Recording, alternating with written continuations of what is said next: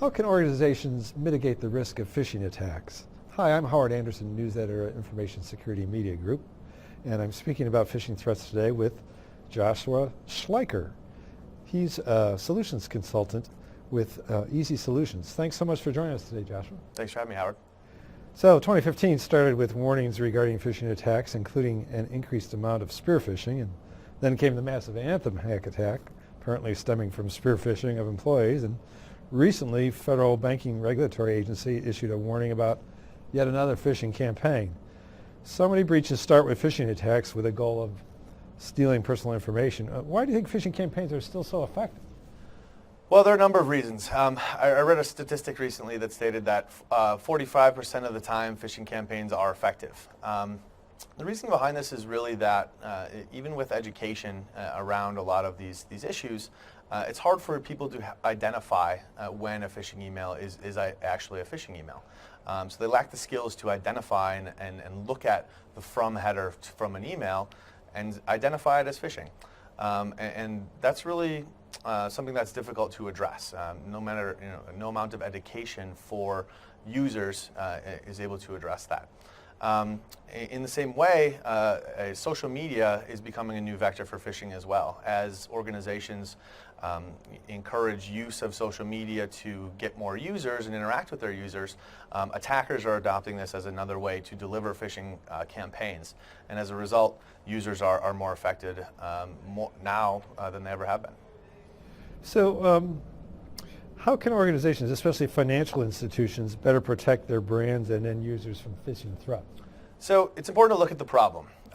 Understanding that a user cannot necessarily identify when there's a phishing campaign is a result of the inherent lack of security around email. So we encourage users to really identify ways that they can properly authenticate their email. And those organizations can use existing technologies to authenticate their email so that the end user is not getting anything unexpected. A lot of organizations will essentially not use email because they're aware of this inherent risk. So being able to authenticate will really allow them to open up that email channel and provide communications to their users that can be trusted and properly authenticated. DMARC is a really good example of a emerging technology that allows organizations to properly authenticate their email. Well, let's talk about DMARC a little bit more. It's been adopted and supported by most of the major email providers, but many people still don't know much about it. Why is DMARC so important? Tell us a little more about it. So DMARC is a emergent standard going through the standardization process with the IETF, the Internet Engineering Task Force. What it really enables is the use of existing authentication technologies, but on top of that, a really robust reporting format. What this really provides an organization is visibility into their email channel.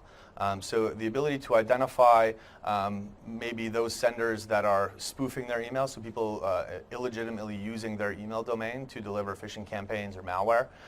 It also allows them visibility into the possibly like the legitimate senders, the internal senders or third-party senders that are supposed to be using their domain that aren't properly configured. So it gives them a very strong level of reporting around email and enables them to take control of that email channel and actually give them more trust in the communications that they're trying to provide to their customers.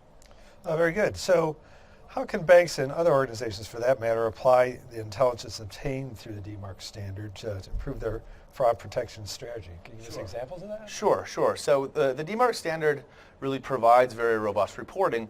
Now, depending on email volume, this can be a lot of information. So the reports could contain a ton of XML data or kind of complex data that an organization might receive, and they might not be able to get a ton of value out of it at its default. So we encourage organizations to work with vendors that actually help them visualize and identify the email flows, maybe create workflows around the information provided in DMARC to allow them to really understand and visualize how their email is being delivered. Those people who are taking essentially illegitimate use of that for phishing or malware delivery, and also help them understand what the receivers are actually doing with their emails once they're sent.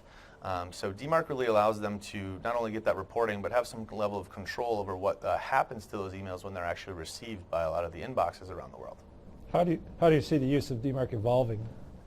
So DMARC is going to, I think, be very widely adopted in the future by not only senders, so people trying to take control of their domains, but also receivers, so that they're not presenting essentially their end users with emails that are not properly authenticated from the sender.